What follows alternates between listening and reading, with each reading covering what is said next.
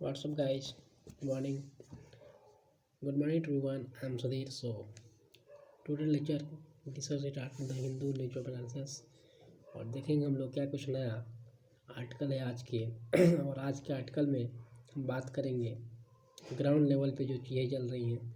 अभी जो farmer protest देखने को मिल रहा है आपको दिल्ली में, तो उसके लिए हम लोग बात करेंगे कि फार्मर्स को लेकर एक्ट क्या क्या है और क्यों फार्मर्स अभी भारत बंद के नारे लगा रहे हैं और ये चीज़ें क्यों दिखाई दे रही हैं। तो इसी टॉपिक के ऊपर हम लोग बात करेंगे आज। तो आइए सबसे पहले हम बात करते हैं ऑडियंस को लेकर। तो ये थर्ड ऑडियंस है जो कि बात करता है। अभी ऑडियंस होता है, आपको बता दें पहले कि ऑडियंस अभी एक्ट के पहले जो होती है, एक्ट के पहले एक्ट होता है मतलब कि हम उसको इम्प्लीमेंट करेंगे अगर हम पार्लियामेंट से और लोकसभा राज्यसभा से, ये तीनों चीज़ें अगर तीन जगह से हम लोग बैठक कर और इसको पास करेंगे, इस बिल को पास करेंगे।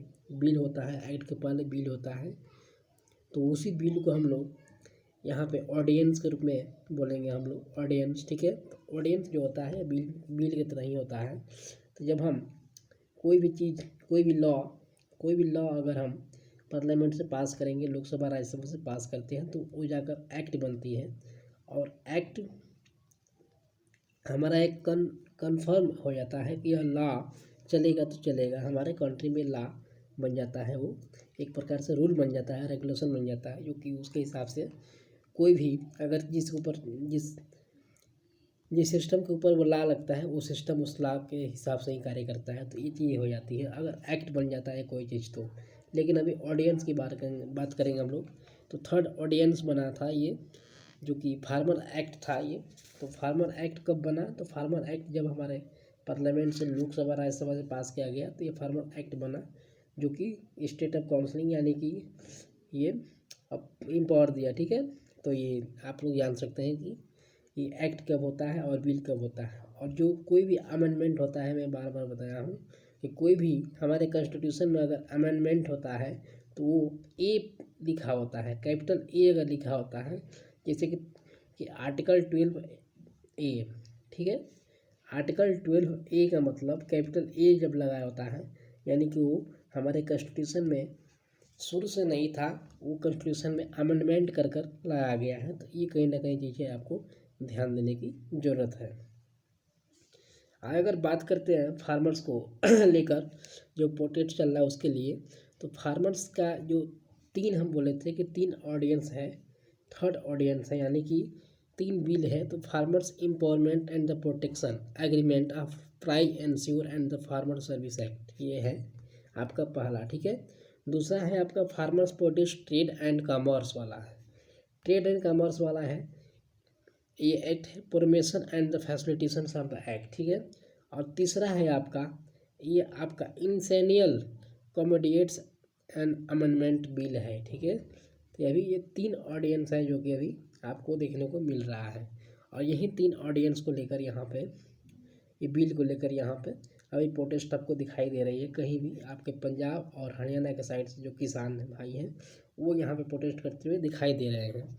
तो ये प्रोटेस्ट किस लिए किया जा रहा है, आपको अगर समझाने की कोशिश किया जाए, तो ये प्रोटेस्ट आपको एक मिनिमम सपोर्ट प्राइस आप लोगों ने पढ़ा होगा अपने ज्योग्राफी के सेक्टर में या इकोनॉमी के सेक्टर में, जब सब्जेक्ट लेंगे आप, तो उसमें आपको पढ़ने को मिलेगा एमएसपी के बारे में। ठीक है, मिनिमम सपोर्ट प्राइस, जो कि एमएसपी होता है, यानी कि जैसे हम जीएसटी की बात करते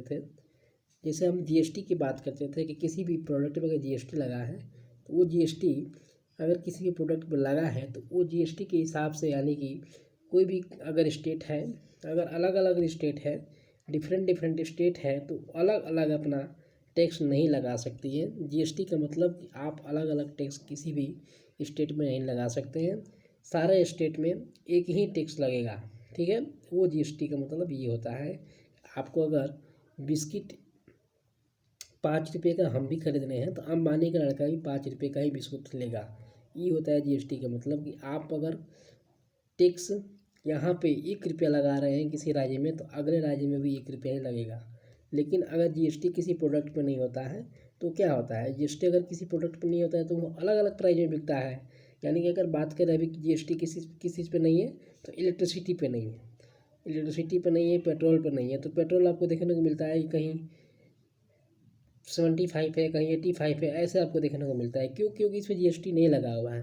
तो सेम कंडीशन आप अगर इस पर इम्प्लीमेंट करके देखेंगे तो आपको आसानी से समझ में आ जाएगा। यानी कि सेम इम्प्लीमेंट करेगा इस पर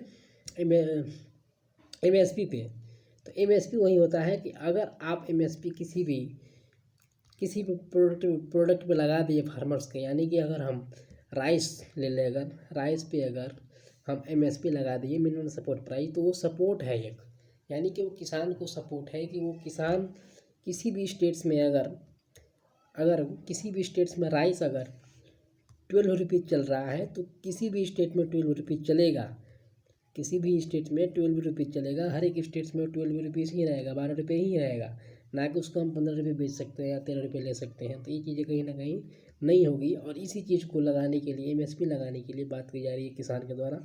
लेकिन अभी ये जो एमएसपी लगने के बाद सेंट्रल गवर्नमेंट को काफ़ी नुकसान होगा, इसलिए सेंट्रल गवर्नमेंट नहीं चाह रही है कि ये चीज़ें हो। तो ये चीज़ें आपको प्रोटेस्ट दिखाने को मिल रहा है।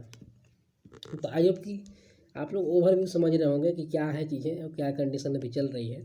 अगर हम बात करें आगे पास कैसे होता है, कोई भी चीज़ अगर कोई भी लॉ है तो हम पास कैसे करते हैं। तो ये पास कैसे किया गया है, तो कोई भी चीज़ों को हम लॉ को अगर पास करने की कोशिश करते हैं तो हम पार्लियामेंट में जाते हैं, पार्लियामेंट में बातें करते हैं। संसद जो होते हैं यानी कि एमएलए जो होते हैं उनके डिस्कशन किया जाता है, और लोकसभा राज्यसभा में डिस्कशन किया जाता है। ये सुप्रीम कोर्ट में इसको हाई कमीशन में इसको डिस्कशन किया जाता है, उसके बाद कोई भी लॉ पास किया जाता है। लेकिन अगर हम बात करें जब से यहाँ पे प्रेजेंट गवर्नमेंट चल रही है तब से यहाँ पे ऐसी चीज़ें, नॉर्मल चीज़ें नहीं दिखने को मिल रही है। यानी कि अगर 370 की बात करें, 370 की बात करें या यही फार्मर एक्ट की बात करें, तो ये फार्मर एक्ट या 370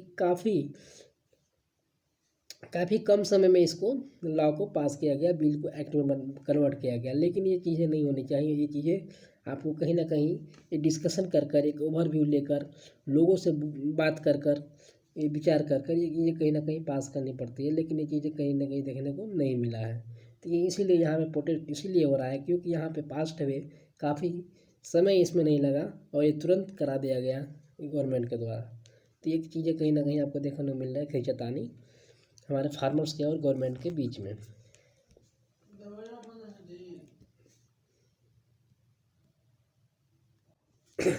अगर बात करें कि पास कैसे होता है, कोई भी लॉ अगर पास करना होता है तो कोई भी लॉ अगर पास करना होता है तो हम लिस्ट लेकर चलते हैं। लिस्ट क्या होता है, तो लिस्ट 3 प्रकार की लिस्ट होती है।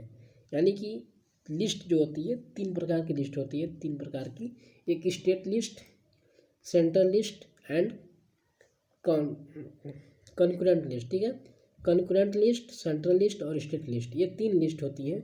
स्टेट लिस्ट का मतलब कि कोई भी चीज़, कोई भी लॉ स्टेट तो अगर पास किया जाएगा। ठीक है, स्टेट लिस्ट का मतलब होता है कि कोई भी लॉ अगर होगा तो वो स्टेट ही पास कर सकता है, उसके में हस्तक्षेप कोई नहीं करेगा, सेंट्रल हस्तक्षेप नहीं कर सकती है। तो जो भी स्टेट लिस्ट में आता है लॉ वो स्टेट पास करता है, सेंट्रल लिस्ट में लॉ आता है तो सेंटर पास करता है। लेकिन कंकरेंट लिस्ट में आता है तो सेंटर और स्टेट दोनों मिलकर पास करता है। तो ये चीज़ें कहीं ना कहीं आपको साफ जानकारी होनी चाहिए उसके बारे में। अगर बात करें यहाँ पे फार्मर्स को, तो फार्मर्स को किस लिस्ट में रखा गया है ये आपको समझने की ज़रूरत है। तो फार्मर्स को, हमारे जो फार्मर्स है इनको स्टेट लिस्ट में रखा गया है। जी हाँ, स्टेट लिस्ट में फार्मर्स को रखा गया है। मैंने अभी बात किया कि स्टेट लिस्ट में जो भी रहेगा ला वो स्टेट पास करेगा। लेकिन यहाँ क्या देखने को मिल रहा है आपको, कहीं ना कहीं आपको यहाँ पे देखने को मिल रहा है कि हस्तक्षेप करते हुए, यानी कि इंटरफेयर करते हुए यहाँ पे सेंटर स्टेट के बीच में इंटरफेयर कर रहा है यहाँ आकर। क्यों? क्योंकि स्टेट लिस्ट में आता है भैया, ये फार्मर्स जो होता है, फार्मर्स स्टेट लिस्ट में आता है और यहाँ पे स्टेट को ही अपना अधिकार है कि इसको पास कर सकता है।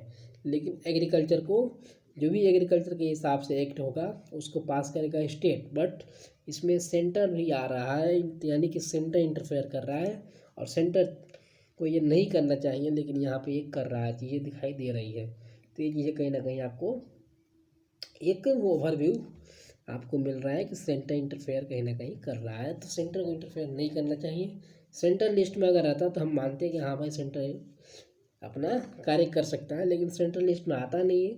हमारा जो एग्रीकल्चर है ये स्टेट लिस्ट में आता है, तो स्टेट लिस्ट में आने के बावजूद भी आप स्टेट को पावर नहीं दे रहे हो, पूरा पावर सेंटर ले रहा है और सेंटर अपना कार्य कर रहा है।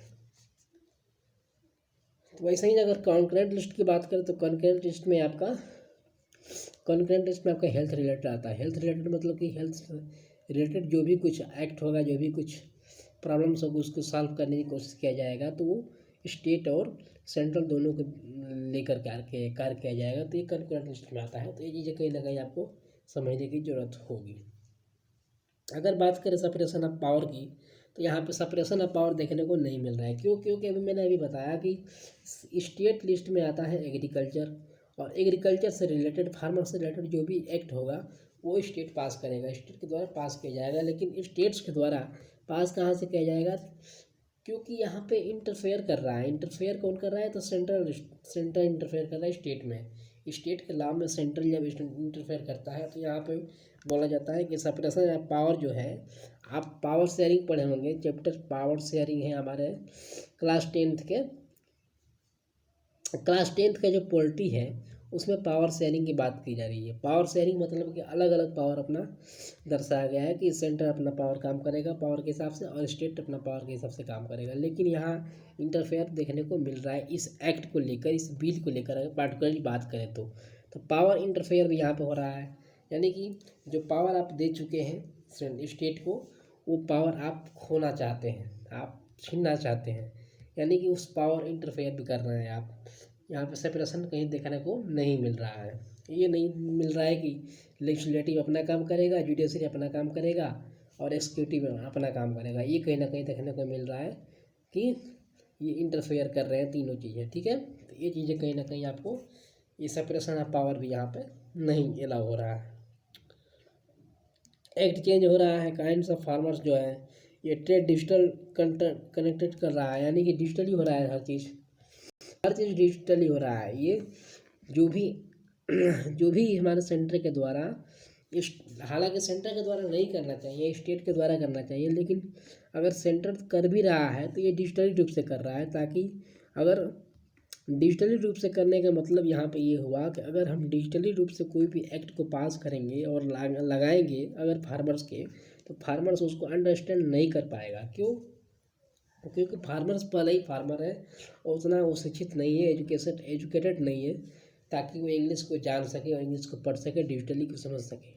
तो ये चीज़ें कहीं ना कहीं उसको समझानी पड़ेगी दूसरे के द्वारा, तो ये प्रॉब्लम्स उसके सामने आएगी, क्योंकि वो समझ नहीं पाएगा। और आप डिजिटली कर रहे हो ये चीज़ें, और डिजिटली रूप में आपको कहीं ना कहीं आप एक अंधभक्त के टाइप के दिखाने की कोशिश कर रहे हैं कि आप चुप रहो, आप अपने आँखों के ऊपर पट्टी बांध लो, आप अपना कार्य करेंगे। तो ये कहीं ना कहीं देखने को मिल रहा है। फार्मर्स कहीं ना कहीं लाइवहुड बोले जाते हैं, फार्मर्स लीवहुड बोले जाते हैं, यानी कि ये जीवन बोले जाते हैं कि हर एक लाइफ के जीवन का महत्व फार्मर्स है। फार्मर्स नहीं रहेंगे तो आप अपने लाइफ नहीं जी पाएंगे, हम भी अपने लाइफ नहीं जी पाएंगे। लेकिन जो भी राइट टू लाइफ का बात करते हैं तो राइट टू लाइफ का भी यहाँ पे हनन होने को दिख रहा है। जो राइट टू लाइफ की बात करते हैं, अगर हम आर्टिकल 12 से 35 के बीच में जो होता है right to life, fundamental right में, तो फंडामेंटल राइट में जो राइट टू लाइफ है उसको भी यहाँ पे हनन करते हुए दिखाई दे रहा है। अगर ये बिल अगर पास हो रहा है, अगर फार्मर्स का यहाँ पे बातें नहीं हो रही है तो यही था आर्टिकल। और इस आर्टिकल में यही कुछ हम लोग सीखे और जाने कि फार्मर्स यहाँ पे ग्राउंड लेवल पे आकर यहाँ पे क्यों प्रोटेस्ट कर रहे हैं, और फार्मर्स कोई भी बिल एक्ट पास कैसे होता है, ये चीज़ें हम लोग जानकारी दिए और यहाँ पे समझे। तो आई होप कि आप लोग समझ होंगे लेक्चर यहाँ पे, और काफ़ी कुछ यहाँ पे डिस्कस किए एक्ट के बारे में, बिल के बारे में। तो बिल क्या होता है, एक्ट क्या होता है, काफ़ी कुछ डिस्कस किए। तो ऐसे ही आप हमारे साथ जुड़ सकते हैं कहीं भी सोशल मीडिया पे और फॉलो कर सकते हैं। तो थैंक यू फॉर लिसनिंग। जय हिंद।